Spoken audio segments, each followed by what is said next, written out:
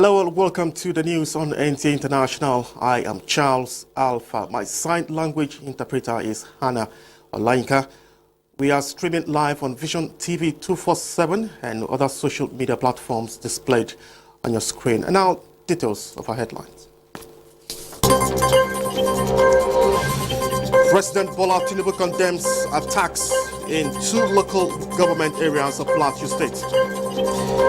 Minister of Budgets and Economic Planning assures Nigerians of passage of 2024 appropriation bill before December 31. And India inducts latest warship MFAL into naval force.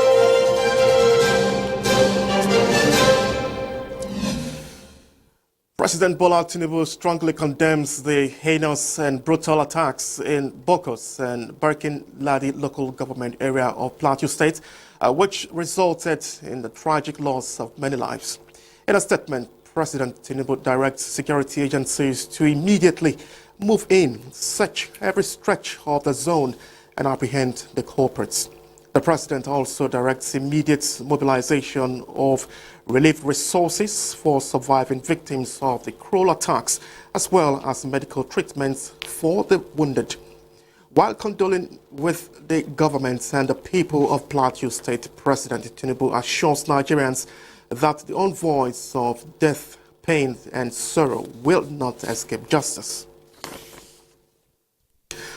The wild normalcy is gradually returning to Mangu and Bokos local government area of Plateau State after an attack that occurred on the 24th of December 2023 by unknown assailants.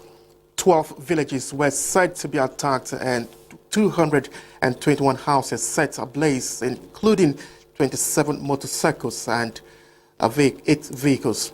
Police reports confirmed the death of 79 persons in Bokos and 17 in Barkin Ladi local government areas. The police has deployed a high-powered delegation of well-armed operational forces to restore peace in the area. Meanwhile, Governor Caleb Mutfwang has condemned the recent attack and directed security agencies to apprehend the perpetrators. He sympathized with families of victims and advised citizens not to take laws into their hands, as everything is being done to restore order. Now to Sudan. Residents of a village in Al Jazeera state of Sudan are apprehensive owing to fears of appraisals from the paramilitaries as they push southwards into war-torn Sudan. There are also allegations that the Rapid Support Forces have looted cars, lorries and tractors. Francis Udoja brings us details of that report. The villagers of Al Jazeera hold their breath every time they hear the roar of a car or motorcycle engine, as they are so fearful of the dreaded RSF paramilitaries. A resident of Hasahisa, a town located 50 kilometers north of the capital of Al Jazeera, Wad Madani said 7 individuals armed with machine guns in RSF uniforms knocked on his door and asked him about the car parked in his garage. He explained that they had their weapons pointed at him before seizing the car. The bloody war that has pushed the Sudanese army against the paramilitary RSF in Khartoum for the past 8 months has driven 500,000 people to seek refuge further south. Recently, the paramilitaries who control most of the capital have been advancing along the highway linking the capital to Wad Madani, taking village after village and terrorizing inhabitants. According to the United Nations, on December 15, they attacked Wad Madani, forcing more than 300 people to flee again within the state of Al Jazeera, but also to the neighboring states of Sena and Gadaref. Since then, the paramilitaries have continued their relentless descent southwards. On Saturday, 8 people were shot dead by the RSF in the village of Atadwa because they opposed the looting. Consequently, army planes bombed gatherings by rapid support forces to the north of the city, causing panic among residents. According to the UN, the conflict has claimed 12,000 lives, a figure that is greatly underestimated given the extent to which whole swathes of the country have been cut off from the rest of the world. Stephen Dujarric, spokesman for the UN Secretary General, described the conflict, which displaced 7.1 million people, including 1.5 million in neighboring countries, as the largest displacement crisis in the world. Francis Sudojo, NTA News. Elsewhere, India has inducted its latest warship NTAi as the Indian Navy parades the destroyer on Tuesday. The stealth-guided missile destroyer is the third of 4 classes of destroyers locally made by India as part of the country's effort to boost its maritime security and sovereignty. India's Defense Minister Rajnath Singh said the induction of NTAi into the Indian Navy shows India's self-reliance in the defense sector. It also reflects the commitment of the Navy towards national security and the hard work and dedication of all stakeholders involved in its creation. Singh also believes that the commissioning of NTAi will strengthen the Indian Navy.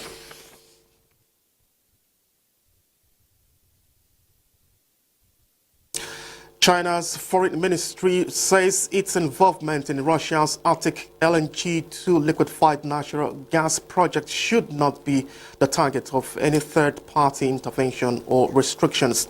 Chinese foreign ministry spokesperson Mao Ming said at a regular press conference on Tuesday that economic cooperation between China and Russia was in the mutual interests of both countries and should not be interfered with or restricted by any third party. She added that China has already opposed unilateral sanctions and long-arm jurisdiction without the basis of international law. The United States imposed sanctions on Arctic LNG-2 in November as part of a package of sweeping new measures against Moscow over the war in Ukraine. Now, President African Development Bank Group Dr. Akiwumi Adesina has expressed his delight over his selection as the recipient of the 2023 Obafemi Awolowo Prize for Leadership.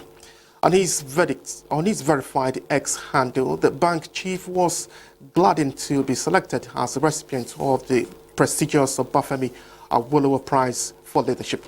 He said joining Nobel Prize laureate Professor Wole Soyinka and former President of South Africa, Thabo Mbeki, prior winners of the prize, is such a great honor.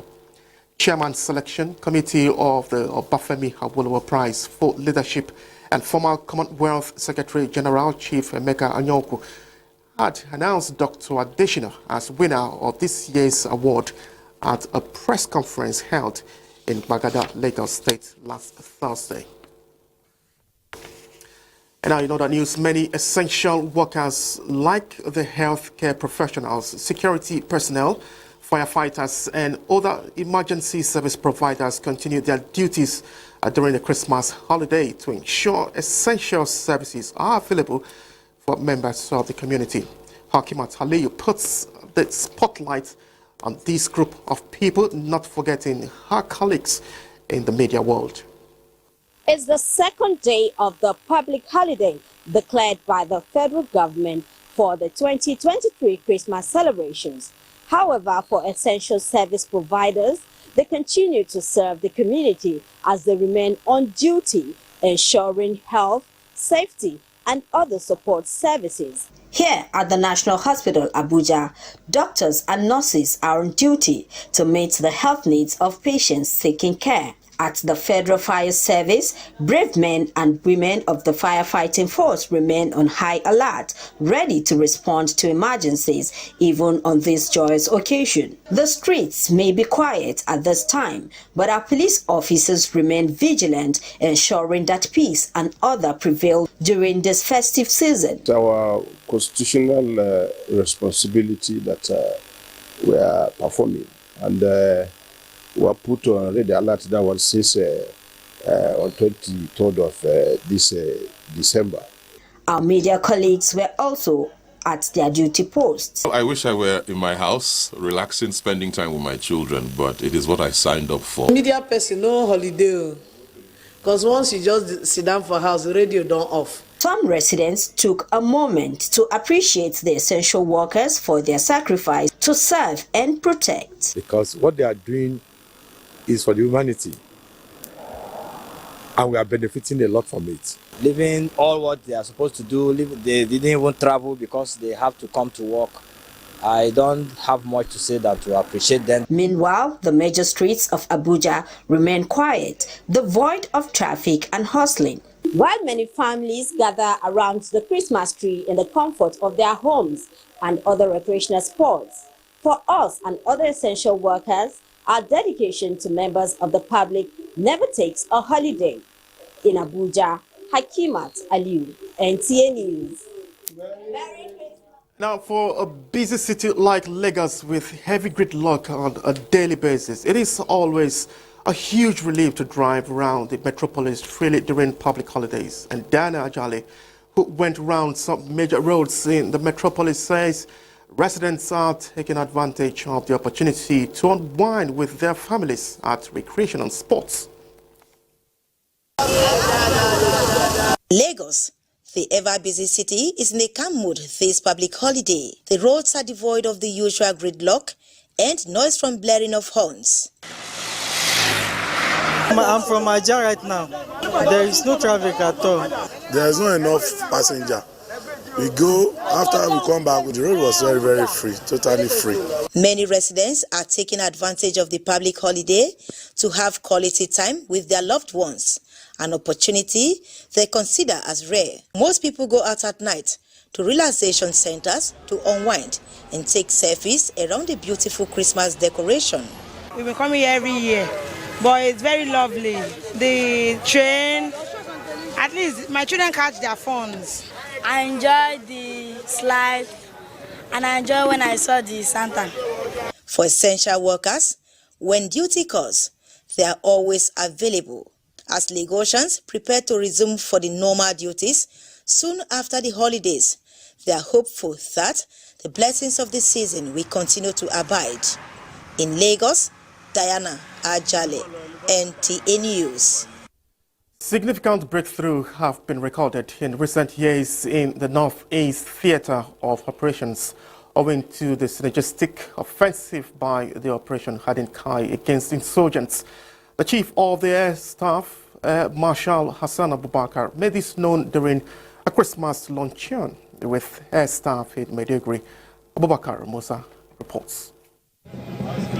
Though a military affair cannot be dissociated with its main attributes like inspection of guard of honor and parades, the Chief of Air Staff Christmas luncheon can best be described as an entirely different atmosphere from the usual gunshots and bomb explosions being heard. For the brain behind the epoch-making event, Nigeria's Chief of Air Staff, Air Marshal H.B. Abubakar, the best way to appreciate and acknowledge the resilience of troops on the front line is to bring them here together to wine and dine, in line with the teachings of Christmas, which of course is a season of showing love and compassion. Such occasions may be incomplete without messages of renewed hope and vigor towards charting the way forward. I am optimistic that going into year 2024, the prospect of a safe and secure Nigeria for our citizenry is in sight. In a reassuring remark, Governor Babagana Umara, represented by Commissioner of Information and Internal Security, reaffirmed government's commitment to continue to support the Air Force and other security organizations for sustainable peace and development. Nigeria has a new President Commander-in-Chief, a new cabinet, and new service chiefs, who are all committed to the defense, security, and development of Nigeria. If you think the Air Force has not gone far in instilling training and retraining of its personnel to meet global best military practices, check out this display by Combat Squad of the Force. In Maiduguri, Abubakar Musa, NTA News. This is the news on NTA International. Do remember, we are streaming live on Vision TV 24/7 and other social media platforms displayed on your screen. And we will take a break now. Please do stay with us. Thank you for staying with us. There are about 5 days to the end of 2023. Still, the federal government is confident that The 2024 appropriation bill, currently undergoing review at the National Assembly, will be passed before the year runs out. Budget and Economic Planning Minister Abubakar Atiku Bagudu, in the company of his counterparts on finance, Wale Edun, expressed the confidence during a chat with the State House correspondent in Lagos after briefing the President on the state of the budget. So both the Senate and the House give us the confidence that the timetable that they have set for themselves is being met with, and we know that MDAs, ministries, departments and agencies of government pursuant to Mr. President's instruction have been attending to summons or briefings or requests for information to that. We have confidence that the end of the year deadline can be met, more so because of the warm relationship between the executive and the legislature.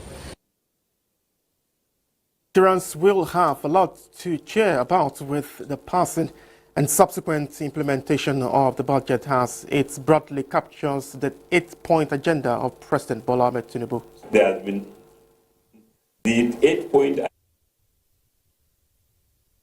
President, particularly those areas like agriculture and food security, poverty eradication, creating of jobs and economic growth, inclusivity and access to capital, particularly by a teeming young populace, provision of security and accountability. Even those who are not members of his party share in these ideals, and the budget is reflective of that. It's made provisions in all these areas, and in addition, it has met, I believe, the aspirations of many Nigerians in terms of increase in capital spending and lower recurrent expenditure. While in keeping with its resolve to ensure the sustenance of the January to December budget cycle, the Senate is to resume plenary on Saturday, 30th December 2023. The Chairman Senate Committee on Media and Publicity, Adeyemi Aderamodu, notes that the lawmakers are working assiduously to cross the T's and dot the I's. The Senate, he added, therefore shifted a resumption to 30th December against the earlier adjourned date of Friday, 29th December 2023. Now, access to health care is a fundamental human right that plays a pivotal role in the overall well-being of individuals and families.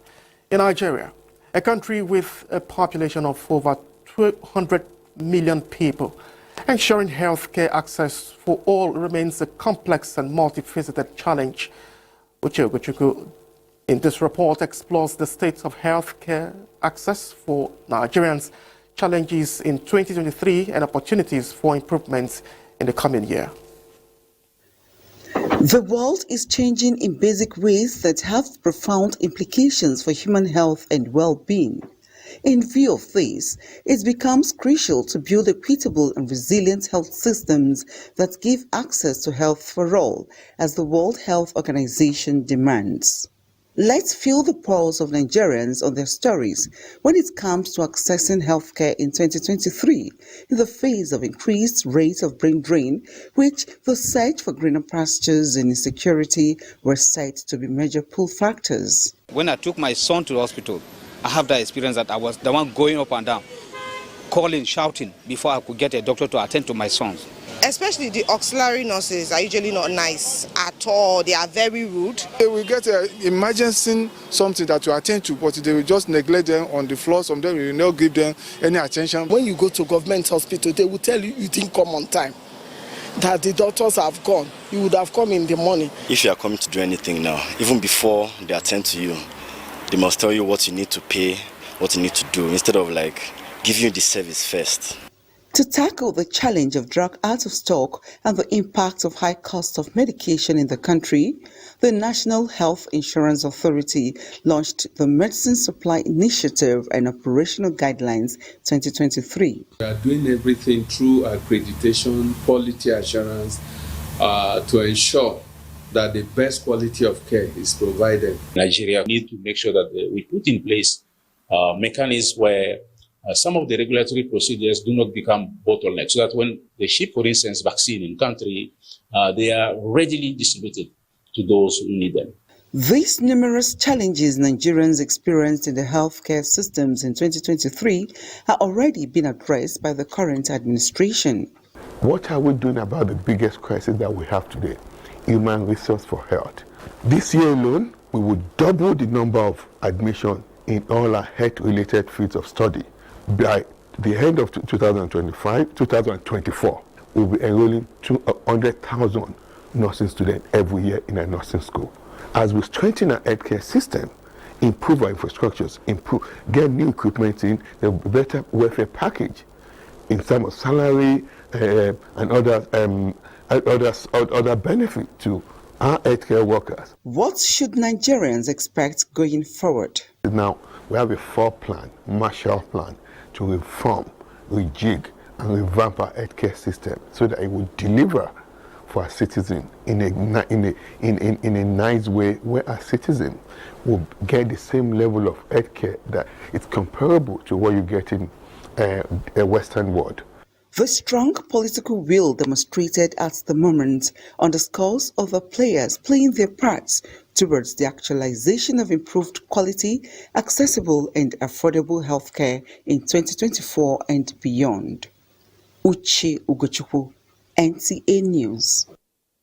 From healthcare to productivity in the workplace, as the year 2023 fits out in a couple of days to usher in the new year 2024. Administrators have pushed for more productivity in the workplace through the deployment of emotional intelligence, discipline, dedication, strategic thinking, and networking to create a conducive environment for career progression. This was the highlight of a career progression convergence with the theme Decoding Office Dynamics, a strategic approach to mastering office dynamics. Justin Bemunyi reports. As 365 days of the 2023 year winds up, flipping a new page for 2024, private and public organizations are appraising the outgoing year, hoping that the new year will be more productive. Administrators and stakeholders believe that dedication, discipline, and commitment to duties will lead to social and economic development.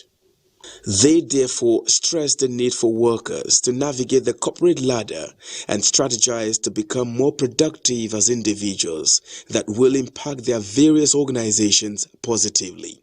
At the instance of Star Sapphire Resources, the group and other key players are stressing the need for corporate entities to have vision, value, and vibrancy, as Nigeria needs leaders who are very transformational and understand strategic thinking. That's why it's called career progression. How do I go from where I am to the next level? What empowerment do I need?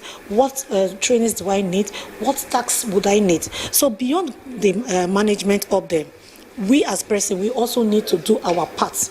We also need to put in our own efforts. We also need to make sure we are good or exceedingly good on the job, that if they close their eyes, who can I send? It will just appear. Your face will be the first that will come before management. It's important that as a country, so there are three levels of what we can achieve. So first, as a country, we want to grow the productivity of Nigeria. By growing productivity of Nigeria, it means that the private and public sector need to be more productive. What's my output? What's your output? What's the output of the guy manning the door? Collectively, we need to grow. Then that's at national level. Then organizational level, we need our public sector organizations and private organizations to be better, to improve. So if I'm frying a car, I need to fry it well. If I'm a restaurant, I need to do it well. If I'm a government agency, I need to do it better. Then finally, on the individual level, we want our people, individuals, our workers, our employees, our business startup founders. We need people to become a little bit more productive. You know, it's about the career. It's about how you're doing 5 years from now, 1 year from now. The job place is not a place of strife, but one where people can actually enjoy the benefits of working together, and one will learn from one another. You've heard all the discussions about waiting for your turn, because it's like a turn by turn thing. So it's part of what we are talking about, making sure that people understand and respect hierarchy and discipline, within any work environment. And when all these attributes are put together, it makes for better life for most people.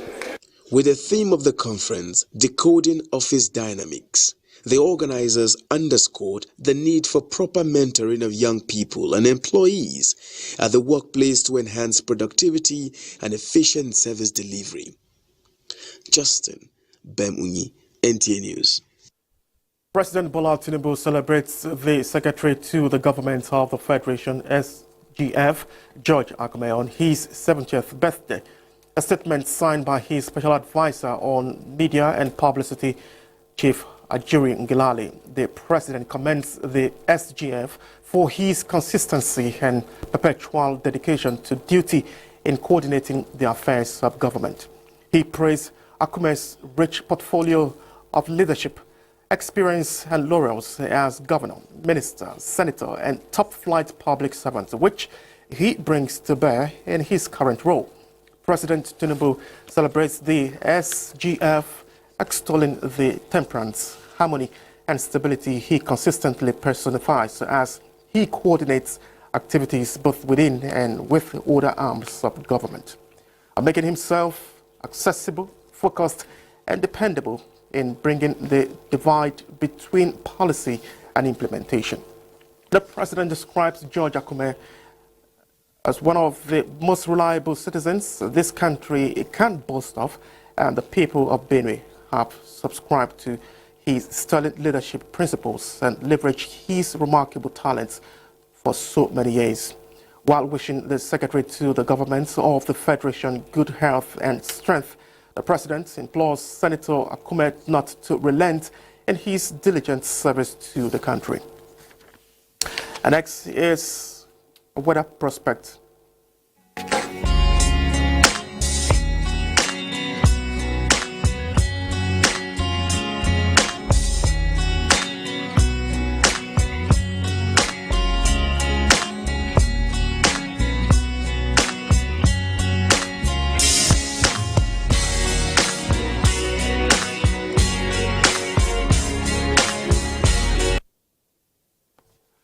Well, this is where we end the news. Many thanks for staying with us. I am Charles Alpha. My sign language interpreter has been Anna Olayinka. Thanks for watching.